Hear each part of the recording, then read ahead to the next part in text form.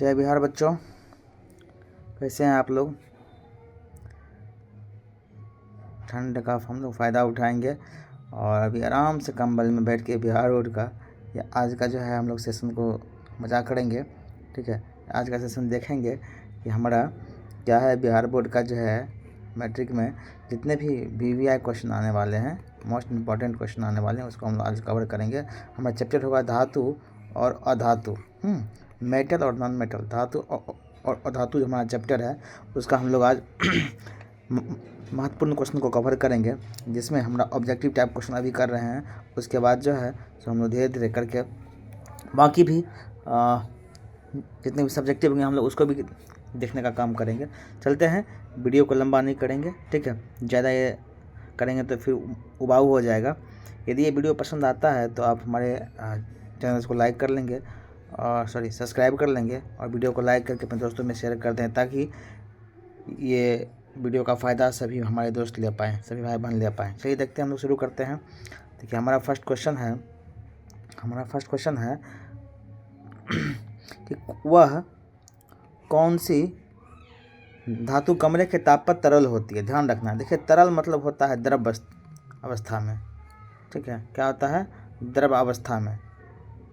ये तरल मतलब होता है द्रव अवस्था, नहीं द्रव अवस्था में कौन सा होता है? देखिए हमारा सोडियम होता है, सोडियम कहते हैं। ये सोडियम जो होता है, देखिए सोडियम जिसको हम लोग चाकू से आसानी से काट सकते हैं। क्या करते हैं हम लोग? चाकू से काटते हैं। हमारा पारा जो होता है वो क्या होता है? द्रव अवस्था में, मतलब लिक्विड स्टेट में हमारा होता है। ठीक है, क्या होता है? लिक्विड स्टेट में हमारा होता है। मतलब ऑप्शन नंबर बी क्या होगा? आपका करेक्ट आंसर हो जाएगा। चलिए आगे देखते हैं।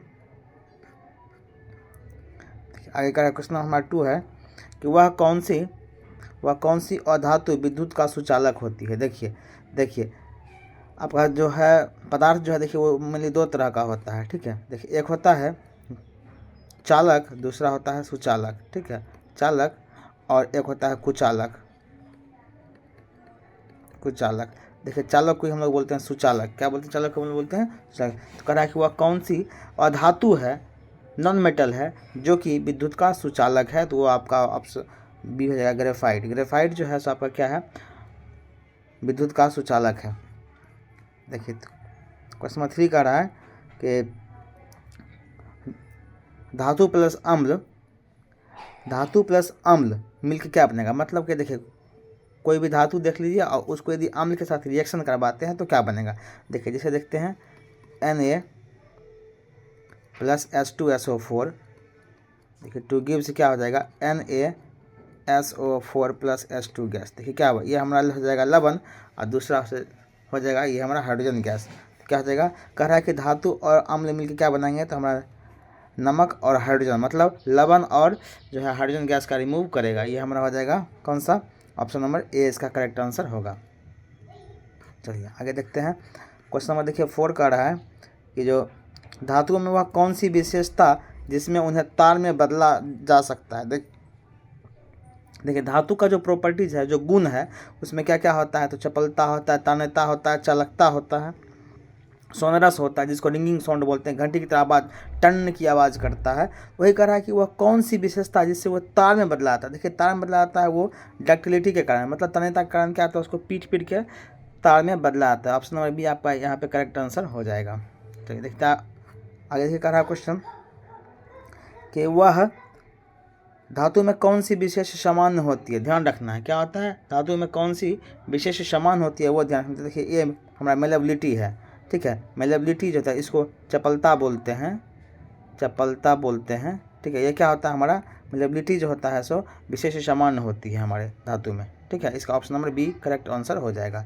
देखिए क्वेश्चन नंबर सी देखते हैं। कह रहा है कि धातुओं की मूल अवस्था क्या होती है। देखिए धातुओं की मूल अवस्था क्या होती है सो देख लीजिएगा। तो धातुओं की मूल अवस्था ठोस होती है। कैसा होता है? धातुओं की मूल अवस्था ठोस होती है। ठीक है, धातु की मूल अवस्था ठोस होती है, मतलब ये जो है देखिए आपका सॉलिड फॉर्म में होता है। कोई भी अवस्था जो है, मतलब कोई भी जो है धातु, वो क्या होता है? हमारा सॉलिड फॉर्म में होता है। देखिए क्वेश्चन नंबर 7 कह रहा है, हमारा कह रहा है कि निम्न में से कौन अधातु है। देखिए इनमें से कौन सा अधातु है। देखिए तो अधातु क्या होगा, तो आप देखिए ब्रोमीन जो है सो अधातु है, ब्रोमीन क्या हो जाएगा हमारा अधातु है। बाकी जो है सोडियम देखिए धातु है, यह हुआ पोटेशियम, यह हुआ कैल्शियम, लेकिन ये क्या है हमारा अधातु है। ठीक है, चलिए क्वेश्चन नंबर 8 देखते हैं। देखिए क्वेश्चन नंबर 8 कह रहा है कि सबसे अधिक अभिक्रियाशील धातु कौन सी है। क्या कह रहा है, सबसे अधिक क्रियाशील धातु कौन सी है। देखिए ये पूछ रहा है, तो सबसे अधिक अभिक्रिया देखिए हमारा पोटेशियम होता है के। देखिएगा जब हम लोग रिएक्टिविटी सीरीज पढ़ते हैं तो उसमें सबसे ऊपर जो होता है हमारा पोटेशियम होता है। क्या होता है, पोटेशियम होता है। ठीक है, पोटेशियम होता है, जिसको हम लोग बोलते हैं के से इंडिकेट करते हैं पोटेशियम। ठीक है, तो क्या होता है हमारा सबसे अधिक अभिक्रियाशील कौन सा है, पोटेशियम है। देखिए इसमें जितने भी हैं ये मतलब इस चैप्टर के मोस्ट इंपॉर्टेंट क्वेश्चन को हम लोग कवर किए ताकि एग्जाम में एक भी क्वेश्चन छूटना नहीं चाहिए। देखिए क्वेश्चन है NaCl पानी में घुलने पर विद्युत कंडक्ट क्यों बनाता है। देखिए कह रहा है कि जब NaCl मतलब सोडियम जो है, सोडियम क्लोराइड जो है, जब पानी में घुलता है तो विद्युत कंडक्टर क्यों होता है, मतलब उससे इलेक्ट्रिसिटी पास थ्रू क्यों होना शुरू होता है। देखिए क्योंकि क्या होता है Na+ और Cl- आयन बनने के कारण होता है। क्या होता है, Na जो प्लस है और Cl जो है सो माइनस, वहाँ क्या होता है देखिए उसमें क्या होता है तब जाके जो है so electric current pass through होना शुरू होता है, मतलब इलेक्ट्रिक विद्युत का जो है कंडक्टर वो हो जाता है। ऑप्शन नंबर इसका ए होगा इसका करेक्ट आंसर। चलिए आगे देखते हैं। देखिए आगे कह रहा है कि वह कब कठोर अम्ल धातु का आयन नहीं बनाते हैं। ध्यान रखिए क्या कह रहा है कि कब जो है सो कठोर अम्ल धातु का आयन नहीं बनाते हैं। देखिए जब, तो देखिए आपका ऑप्शन है धातु बहुत क्रियाशील हो, धातु कम क्रियाशील हो, धातु अधातु हो और धातु निष्क्रिय। देखिए आपका धातु जब निष्क्रिय होगा तभी क्या होगा, वो आयन नहीं बना पाता है। जब धातु निष्क्रिय होगा मतलब वो रिएक्टिव होगा ही नहीं, तो क्या होगा, वो बिल्कुल किसी साथ रिएक्शन ही नहीं कर पाएगा। देखिए नेक्स्ट क्या रहा है क्वेश्चन नंबर 11 हमारा। क्वेश्चन 11 हमारा बोल रहा है कि विस्थापन अभिक्रिया कौन सी है। देखिए विस्थापन अभिक्रिया होता क्या है, थोड़ा सा देख लेते हैं। देखिए विस्थापन अभिक्रिया क्या है, जिसमें जो है सो अधिक क्रियाशील पदार्थ जो है सो कम क्रियाशील पदार्थ वाले को क्या करता है, वो डिस्प्लेस कर देता है, मतलब विस्थापित कर देता है। उसमें क्या बोलते हैं, विस्थापन अभिक्रिया। मतलब क्या, देखिए जैसे कि देखिए Na+H2O टू गिव्स NaOH+H2। देखिए ये तो नहीं हुआ। देखिए इसमें क्या, देखिए इसमें है आयरन जो है, देखिए और यहाँ कॉपर सल्फेट है। देखिए क्या हो रहा है यहाँ पे, ये आयरन और कॉपर सल्फेट जो है सो, देखिए आयरन जो है सो कॉपर से अधिक क्रियाशील, इसलिए देखिए क्या होता है यहाँ जो है सो ये FeSO4 के साथ यहाँ बन गया और Cu को देखिए यहाँ पे ये डिस्प्लेस कर दिया। देखिएगा इसके अकॉर्डिंग आपका ऑप्शन नंबर बी क्या होगा, करेक्ट आंसर हो जाएगा। चलिए आगे देखते हैं। क्वेश्चन नंबर देखिए 12 कर रहा है, इसमें देखिए हम लोग 25 क्वेश्चन कर रहे हैं। ठीक है, और फिर जो है सो हम धीरे धीरे करके उसके बाद हम लोग सब्जेक्टिव करेंगे। यदि ये सेशन अच्छा लगता है आप लोग लाइक करें और फिर ऐसा कमेंट जरूर करें कि सेशन कैसा लगा, और हमारे चैनल को सब्सक्राइब जरूर कर लें। देखिए नेक्स्ट क्वेश्चन हमारा कर रहा है कि निम्नलिखित में सही विस्थापन अभिक्रिया कौन सी है। देखिए क्या बता रहा है कि निम्नलिखित में सही विस्थापन अभिक्रिया कौन सी है। देखिए यहाँ पे जो है तो मेन रूप से है, देखिए यहाँ नो रिएक्शन तो होगा ही नहीं, ये आपका ऐसे ही गलत हो जाएगा। देखिए ये भी देखिए अनबैलेंस टाइप में है, और देखिए नहीं यहाँ पर जो है आपका ऑप्शन नंबर बी जो है सो सही विस्थापन अभिक्रिया। इसमें देखिए क्या रहा है कि कॉपर जो है सो Ag मतलब सिल्वर से जो है सो ज़्यादा रिएक्टिवली क्या रहा है, इसको ये डिस्प्लेस कर दिया Ag को, और यहाँ पे ये रिएक्शन बना दिया। मतलब क्या, आपका ऑप्शन नंबर बी जो है सो सही विस्थापन अभिक्रिया होगा। देखिए क्वेश्चन नंबर देखिए 13 का रहा है आपका, 13 का रहा है आपका कि वह कौन सी विद्युत अपघटन अभिक्रिया है, कौन सी विद्युत अपघटन अभिक्रिया है। ध्यान रखिएगा इसमें क्या है कि कौन सी विद्युत अपघटन। देखिए आपका पानी का H2 और O2 में टूटना क्या होता है, आपका विद्युत अपघटन अभिक्रिया का एग्जाम्पल है। आपका ऑप्शन नंबर ये है सो ए हो जाएगा करेक्ट आंसर। ठीक है, चलिए देखते हैं क्वेश्चन नंबर 14 देखते हैं। देखिए क्वेश्चन देखिए 14 क्या कर रहा है। क्वेश्चन नंबर 14 आपका कर रहा है कि निम्न अम्ल में सबसे अधिक प्रतिक्रिया करने वाली धातु कौन सी है। देखिए सबसे, अब जैसे देखिए ऑप्शन आपका ये 4 दिया हुआ है, ये 4 में से देखना है कि सबसे अभिक्रियाशील कौन है, मतलब प्रतिक्रिया करने वाली कौन सी धातु है, ये आपको देखना है। देखिए ये आपका जो है मैग्नीशियम, क्या है मैग्नीशियम। इसको जैसे ही हम लोग खुला में रखेंगे तो भी क्या होगा, ये तो ऑक्सीजन के साथ कॉन्टैक्ट होकर मैग्नीशियम ऑक्साइड बनेगा और ये बर्न होना शुरू कर जाता है, इसलिए क्या होता है ये अधिक प्रतिक्रियाशील है। ऑप्शन नंबर क्या होगा आपका सी नंबर करेक्ट आंसर हो जाएगा। चलिए क्वेश्चन नंबर देखते हैं 15 देखते हैं। कह रहा है, ये क्वेश्चन कह रहा है कि गैल्वेनाइजेशन के लिए कौन सी धातु इस्तेमाल होती है।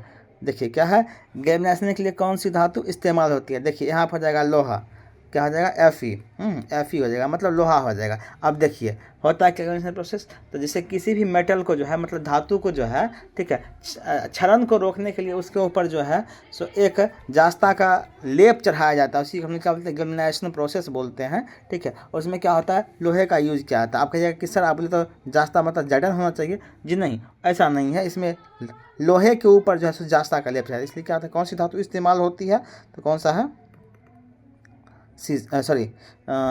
लोहा है आपका, ठीक है। चलिए क्वेश्चन नंबर 16 देखते हैं। क्वेश्चन नंबर 16 देखिए आपका कह रहा है कि क्वेश्चन नंबर 16 है आपका, प्राकृतिक रूप से आज़ाद रूप में ना मिलने वाली धातु कौन सी है। देखिए आज़ाद रूप से ना मिलने वाली धातु कौन सी है, तो सोडियम। सोडियम क्या है, वो आज़ाद रूप से नहीं मिल सकता, क्योंकि जैसे ही सोडियम को हम लोग खुला में रखेंगे तो क्या होगा, उसमें आग पकड़ लेगा, ठीक है, उसमें क्या होगा, आग पकड़ लेगा, ठीक है। और आग पकड़ लेगा क्या होता है, इसलिए क्या होता है, हम लोग उसको केरोसिन में, हम क्या करते हैं, उसको केरोसिन में कैप्ट करके रखते हैं, केरोसिन में डाल के रखते हैं, ताकि क्या हो, वो हवा के कांटेक्ट में नहीं आए, ठीक है। चलिए क्वेश्चन नंबर देखते हैं। देखिए 17 नंबर क्वेश्चन देखते हैं। कह रहा है कि तांबा प्राप्त करने के लिए करने वाला कौन सा अयस्क है। देखिए अयस्क, कौन सा अयस्क जो है जिससे हम लोग तांबा को प्राप्त करते हैं, ठीक है। देखिए एक चाल्को साल्ट होता है, क्या होता है, एक चाल्को साल्ट होता है, जिसको CuS बोलते हैं, चाल्को साल्ट बोलते हैं, या क्यूप्रिक सल्फेट भी हम लोग बोलते हैं, ठीक है। इसको सॉरी क्यूप्रिक सल्फाइड भी बोलते हैं, ठीक है। इसको चाल्को साल्ट भी बोलते हैं। इसी से क्या होता है, हमारा तांबा को प्राप्त किया जाता है निष्कर्षण करके, ठीक है। तो क्या है, तांबा को प्राप्त करने वाला अयस्क कौन सा है, copper sulphate. Option number A इसका करेक्ट आंसर हो जाएगा। चलिए आगे देखते हैं, क्वेश्चन नंबर 18 देखते हैं। कह रहा है कि क्षारीय धातु कौन सी होती है। देखिए कह रहा है कि क्षारीय धातु कौन सी होती है, तो क्षारीय धातु जो होती है पानी से तेज़ी से प्रतिक्रिया करने वाले, क्या होता है, वो तेज़ी से प्रतिक्रिया करने वाली क्या होता है, वो क्षारीय धातु होती है। ऑप्शन नंबर इसका करेक्ट आंसर हो जाएगा। चलिए आगे देखते हैं, क्वेश्चन नंबर 19 कह रहा है कि क्यों, देखिए कह रहा है कि क्यों जो है, क्यों कार्बन क्रियाशील धातुओं के ऑक्साइड का प्रयोग नहीं कर सकता। ध्यान रखिएगा यहाँ पे क्या कर रहे हैं, क्यों जो है सो कार्बन क्रियाशील धातुओं का ऑक्साइड का प्रयोग नहीं कर सकता, क्योंकि देखिए वो क्या होता है, देखिए कार्बन का कम क्रियाशील होता है, क्या होता है, कार्बन कम क्रियाशील होता है, इसलिए क्या होता है, वो किसी भी धातु के ऑक्साइड का प्रयोग नहीं कर पाता है। आपका यहाँ पे करेक्ट आंसर हो जाएगा ए, ऑप्शन नंबर ए इसका करेक्ट आंसर हो जाएगा। देखिए क्वेश्चन नंबर देखिए, क्वेश्चन नंबर देख लीजिए 12 है कि प्रगलन स्मेल्टिंग क्या है। प्रगलन या फिर स्मेल्टिंग क्या है वो देखना है। तो ये आपका होता है ओर का ब्लास्ट फर्नेसिंग में पिघलना, क्या होता है, अपना प्रगलन होता है। ऑप्शन नंबर ए इसका करेक्ट आंसर हो जाएगा। चलिए देखते हैं आगे, क्वेश्चन नंबर 21 देखिए। कह रहा है कि धातु और अधातु में रासायनिक अंतर क्या है। ध्यान दीजिएगा, क्या कह रहा है कि धातु और अधातु में रासायनिक अंतर क्या है। तो बिल्कुल आसान है। देखिए धातु जो है सो इलेक्ट्रॉन देती है और अधातु उसे ग्रहण करती है, बस यही क्या है इसका मेन अंतर है। मतलब ऑप्शन नंबर ए क्या होगा, इसका करेक्ट आंसर हो जाएगा। क्या होता है, धातु इलेक्ट्रॉन देती है और अधातु जैसे उसको ग्रहण करती है, यही इसका मेन अंतर है। देखिए क्वेश्चन नंबर देखिए 22 है। कह रहा है क्वेश्चन नंबर 22 जो हाइड्रोजन क्या है। हाइड्रोजन क्या है, देखिए हाइड्रोजन क्या है, एक अधातु है, ये नॉन मेटल है, ध्यान रखिएगा नॉन मेटल है, ठीक है। चलिए ऑप्शन नंबर बी इसका करेक्ट आंसर है। देखिए क्वेश्चन नंबर देखिए, ऑप्शन नंबर देखिए 23 है, सबसे ऊपर अभिक्रियाशील श्रेणी में कौन सा रहता है। आप देखिए इस चारों में देखना है। देखिए पूरा जब आप रिएक्टिविटी श्रेणी देखिएगा तो वहाँ जो सबसे ऊपर रहता है पोटेशियम के रहता है, लेकिन अब इसमें बताना है कि सबसे ज़्यादा इस चारों में सबसे ज़्यादा जो है सो क्रियाशील पदार्थ कौन सा है। तो सबसे ज़्यादा आपका यहाँ पे मैग्नीशियम होगा। अभी जस्ट कुछ देर पहले भी हम लोग ये क्वेश्चन लगता है रिपीट हो गया है, इसको हम तुरंत अभी देखे थे। चलिए आगे देखते हैं। सेकेंड लास्ट क्वेश्चन हमारा है 24 नंबर कि आयनिक यौगिक का गलनांक क्यों अधिक होता है। देखिए ये पूछ रहा है कि आयनिक यौगिक का गलनांक क्यों होता है, क्योंकि देखिए आयन जो है अंतर आयन आकर्षण मौजूद होने पे क्या होता है, वो गलनांक उसका अधिक होता है, वो उसका मेल्टिंग पॉइंट जो है सो ज़्यादा हो जाता है, वो जल्दी से मेल्ट नहीं करता है, ठीक है। इसलिए क्या होता है, ऑप्शन नंबर इसका सी है, सी जो है इसका करेक्ट आंसर हो जाएगा। चलिए आगे देखते हैं, हमारा लास्ट क्वेश्चन है। क्वेश्चन कर रहा है कि क्रियाशील धातु अम्ल में डालने पर क्या होता है, ध्यान दीजिए, क्रियाशील धातु अम्ल में डालने पर क्या होता है। ठीक है, तो क्रियाशील धातु को जब हम अम्ल में डालते हैं तो धातु प्रतिक्रिया करके आयन बनाएगी और H2 गैस रिलीज करेगी। ये क्या होता है, ऑप्शन नंबर इसका करेक्ट आंसर बी हो जाएगा। चलिए, आज का सेशन ख़त्म हुआ। अब देखिए क्या करना है कि ये सेशन कैसा लगा आप लोग कमेंट जरूर करें, वीडियो को लाइक कर दें और इस चैनल को जो है सो अच्छे से सब्सक्राइब कर लें ताकि हम लोग इसको फ्यूचर में भी यूज कर सकें।